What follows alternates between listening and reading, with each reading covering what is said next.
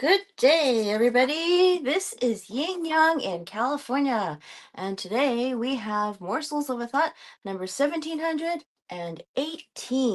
Today is this many days I have come to you in a row to bring you morsels of a thought of wisdom, hopefully that we all learn something to do that is the right thing to do for ourselves and for the world.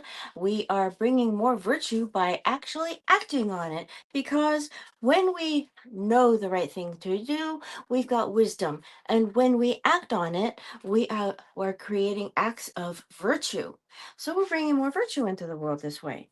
Okay, so in launch, how to take your business to new heights, I like to map all this procedure, all this processing into our normal lives, even if we are not mortgage mentors, even if we are not mortgage brokers, even if we are not in real estate, because you notice how the thinking is very, very active and very, very what's the word?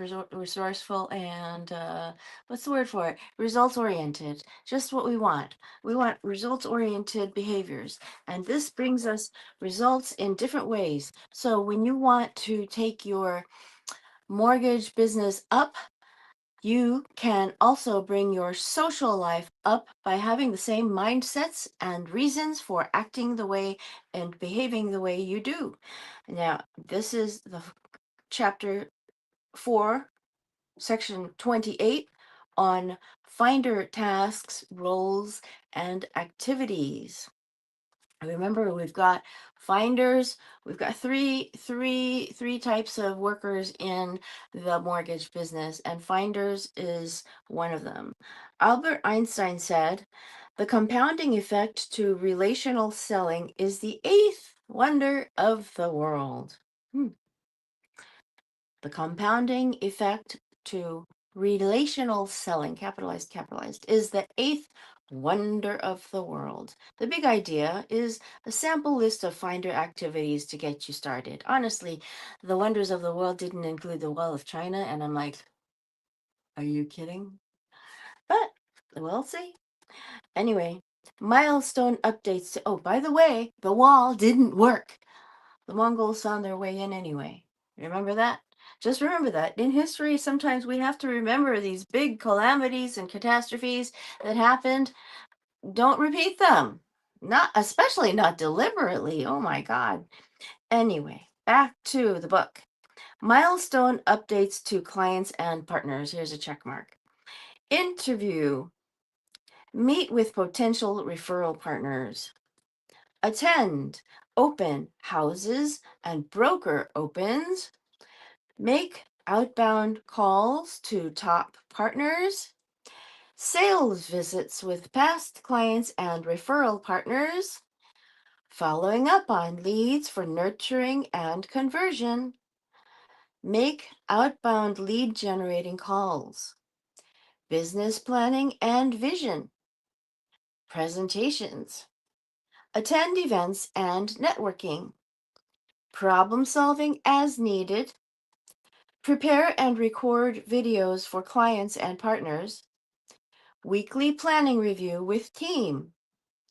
Talent scout. Initial loan structure and consultation. Restructure of loan terms and communicate with clients when necessary. Daily huddle with team members. Hold events and client appreciation parties. Socializing at networking events. Hosting client and referral partner appreciation events. And marketing to your database for more referrals. Attend closings and settlements. Teach classes, continuing education as well. Conducting conducting a discovery meeting with clients. Loan analysis. Strategy sessions with clients. Those are all the tasks that a finder does. Their roles and activities. Tasks, roles, and activities. Now we are in the section called Minder, section 5. Binder, minder, grinder. I think that's what it is. Okay. Chapter 5, Part 1, The Maestro. The big idea is you can't do it all by yourself. Consider how you can leverage a team to accomplish your goals. Discipline, Jim Rohn said, discipline is the foundation upon which all success is built. Lack of discipline inevitably leads to failure. The minder role is so important in allowing you to keep focused on finder activities rather than being pulled back into the office to complete tasks that don't generate business but are equally as important in order to maintain the service levels you want to provide. You can also reference this role as the relationship manager because this person keeps everyone happy. You, the client, the realtor, and other team members throughout the loan process. What do you do when you hit a brick wall in your career or your practice? You find yourself at a breaking point and you just can't continue putting in long hours and keep up the pace any longer. Well, you will want to start leveraging resources in whatever manner you define. That may mean hiring an assistant if you are currently on your own, or it may mean leveraging more productivity out of your team by better identifying all the right roles for each team member, or leveraging more referrals out of your referral partners by asking better questions. When enough is enough. Looking back, Jen Duplessis says, I can recall the biggest brick wall that I hit and what helped me through, at least on the origination side of things, to be a powerhouse and only do what was in my genius zone. I was closing 18 loans a month. I couldn't get past 18. Even though I had enough loans in my pipeline to do so, physically, I couldn't get past 18. At the time, I was a lender located in a real estate office and working until 11 o'clock at night. No matter what I did, I could never close 19 loans in a month. I had hit a glass ceiling for months on end. My turning point was that I realized the fact that I absolutely needed to hire someone to help me. Prior to this point, I couldn't bring myself to do it. After all, my clients and referral partners wanted me, not some other person. I had to let my ego go or I was going to drop dead. This is the thought many of us have until we reach a breaking point when enough is enough. You feel like you built it and therefore everybody wants you, but really what they want is the experience they get by working with you. We are reading Launch, How to Take Your Business to New Heights by Jen Duplessis. And um it is bound in black and it has a jacket. Um America's Mortgage Mentor. She's got a foreword by Michael J. Mayer, The 7 Levels of Communication. Okay, so Jen Duplessis says, I have news for you. As you get more and more business in your pipeline, you begin to drop balls. In fact, someone said to me not too long ago that there's a difference between juggling balls and juggling glass balls. I thought that was really important to understand because when you're juggling a lot of balls for a while, eventually they become glass balls. If you drop something and it breaks, it could be detrimental to your business. So as a result, you work longer and harder hours to make sure that you're keeping all those glass balls in the air. But honestly, what's happening is you're hurting yourself physically, you're hurting yourself emotionally, and the odds are you're most likely hurting your relationship with your family. I strongly urge you to look at the quality of your business, not the quantity, but the quality of the business that you're doing right now, because you're probably not running at 100% capacity. Most likely you're running at, let's say, 40 or 60% capacity. And yet I hear from everyone, I don't want to hire anyone because I can just do it better myself. I can't find someone who is a mini me. Well, you don't want a mini you. A mini you is someone who's performing at 40 to 60%. What you want is to hire someone who can do it better than you. And if you can find someone who can perform at 100%, fantastic. Even someone who can perform the task at 80% capacity is better than you because you may only be working and functioning at 40 to 60% capacity. Now, if you are functioning at 100% capacity with all these glass balls in the air working until 11 at night, then you have to ask yourself, is it worth it? No free time, loss of family time, etc. All the money you are making, you're not enjoying it one bit. When are you going to take time off? I'm coaching someone now who just doesn't want to take vacation because if she does, she thinks everything's going to fall through the cracks. She doesn't trust her team. She either doesn't have the right people on her team, doesn't trust herself, takes on too much of the process herself, or hasn't effectively led, trained, or developed her team. As a result, she won't take time off. She can't enjoy the money she's making. Back to my turning point. I was working until 11 o'clock at night and then driving 54 miles home from my office. Welcome to hotel home. And then when I need to get up early after not sleeping through the night, since I was worrying about everything, I was working on everybody else's time, everybody else's schedule, doing lots of loans, and everyone loved the service I was providing, but I was killing myself to do it. I finally said, enough is enough. What I was doing to myself was not worth the money. I was making $70,000 to $80,000 per month, but who cared? It wasn't worth my health or my emotions. And my entire identity was as a mortgage lender, nothing else but a mortgage lender, 24/7, even when I was sleeping, or at least trying to sleep. And that was my tipping point. I said, you know what? I need to hire somebody. I have to. And this was eye opening. In the weeks after I made that hire, I didn't get to just 19 loans a month, which had been my goal. Instead, I jumped to 25 and 26 loans a month, yet another operations issue to resolve. And I saw right away in the first month that the position was paying for itself. Remember that whatever it is that you do that keeps people coming back can be duplicated with a great team and systems.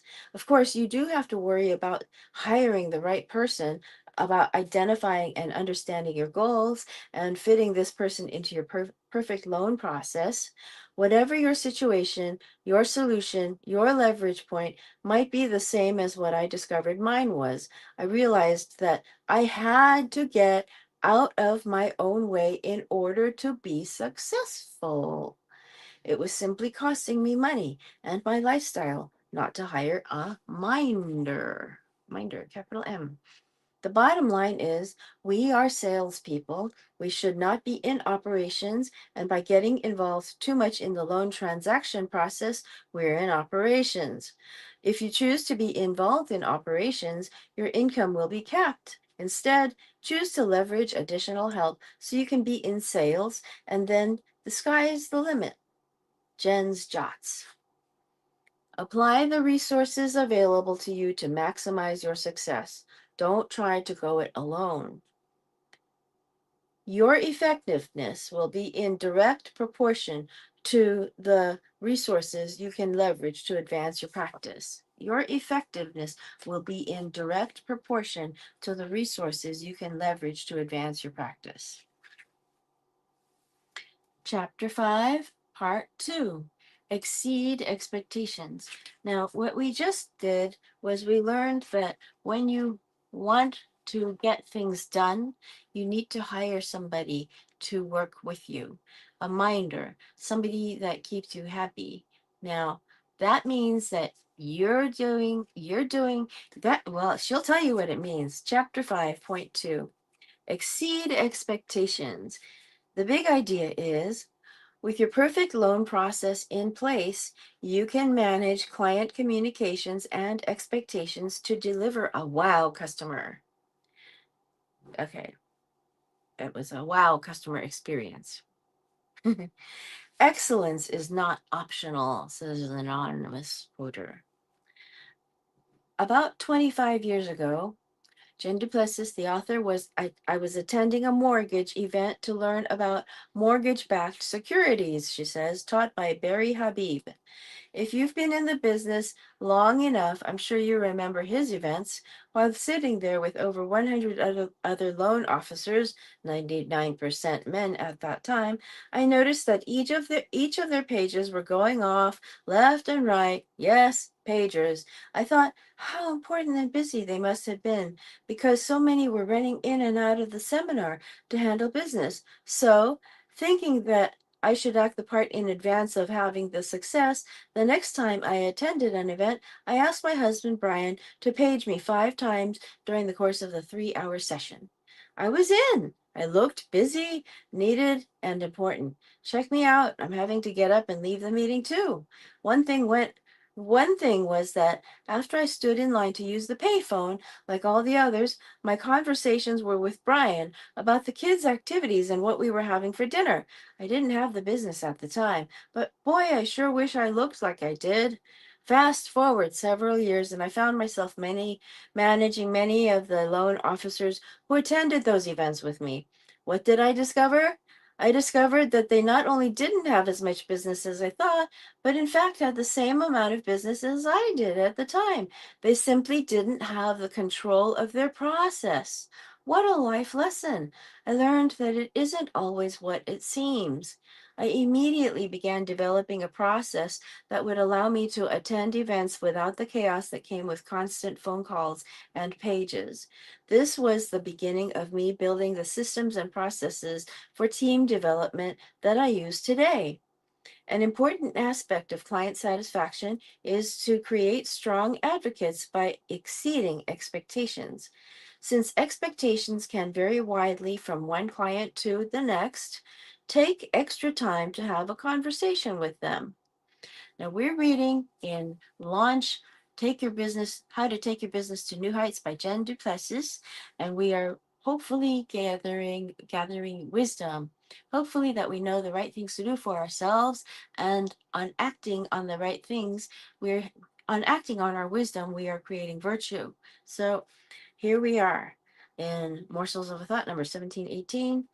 While the author says, while you will have an ironclad system being executed, you must still educate them as to what to expect during the loan process.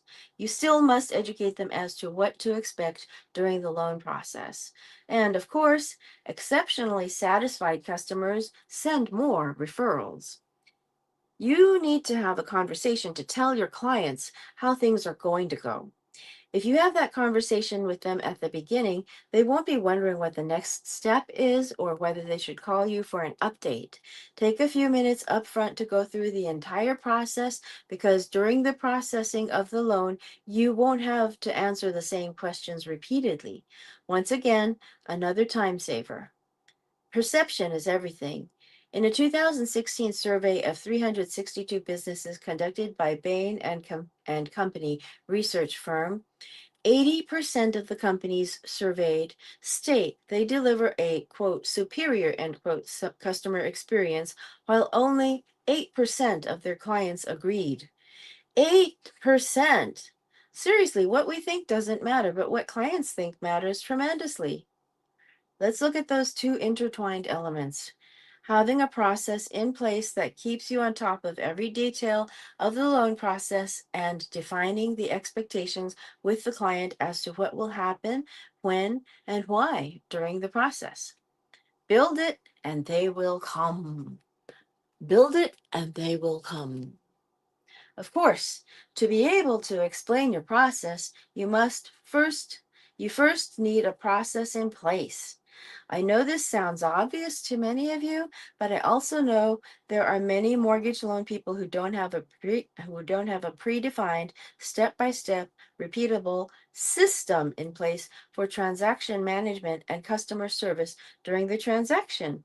While on this topic, as I mentioned earlier, think strongly about developing systems for all aspects of your practice. For example, leads, active and passive prospects, credit repair, partners, client retention, etc. Remember, if you don't have a system in place, you have leaks. And if you have leaks, you run the risk of having dissatisfied clients. If your system isn't airtight, or if heaven forbid you haven't defined a system, this is the first irreplaceable step in exceeding customer expectations. Define and follow a system so that you can anticipate any customer question or need, so you and your team can always stay a step ahead of anything that a customer thinks about. Steve Dorfman, my company's chief experience officer, CXO, reminds us that customers don't go to customer school. They don't always know what to expect, so it's our job to help them understand. For example, I created a checklist for my borrowers so that at every step they know exactly where they are in the process. There are 46 points of information on the checklist, and we send them an email showing the checklist with the completed items marked off. Every time they receive an email from us, it shows them how far along they are in the process. It simply mirrors the information we have provided to them. That's a good email. Whatever information or way you provide the information during your process, give clients a checklist so they can follow along and see where they are in the process.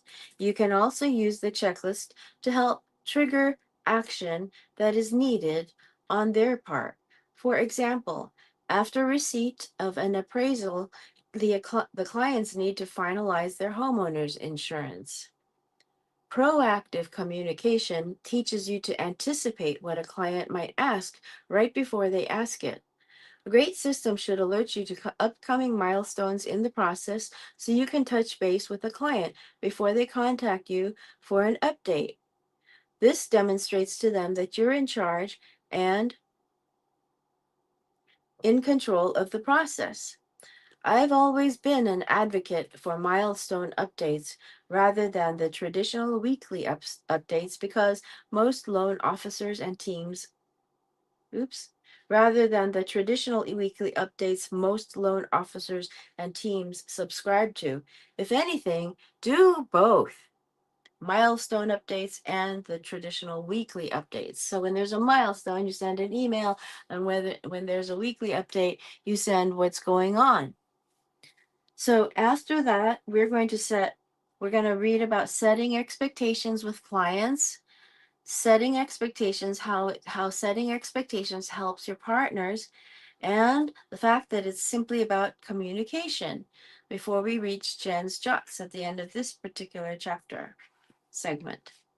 And the second part of this equation, setting expectations with clients, is that you should explain to the client exactly what to expect and when. It is your job to educate them on how the process will play out, how you will manage it through your systems, and how you will consistently communicate with them at each milestone while also providing them with, quote, next steps. Your goal really is to never get a phone call from a client asking you what the status of their loan is and what's happening next. You should possess the desire for inbound calls to be dedicated only to new referrals. That's right. Your goal is to never get a phone call asking you what's next. Interesting. That is very interesting. We're going to continue on with this section next week, and we're going to see you tomorrow, um, Tuesday. Today is a Monday, Mortgage Monday, and I'm going to talk to you later because my battery is low. It keeps on showing me this thing. Okay, talk to you, talk to you tomorrow. Bye bye. Okay, old kindergarten.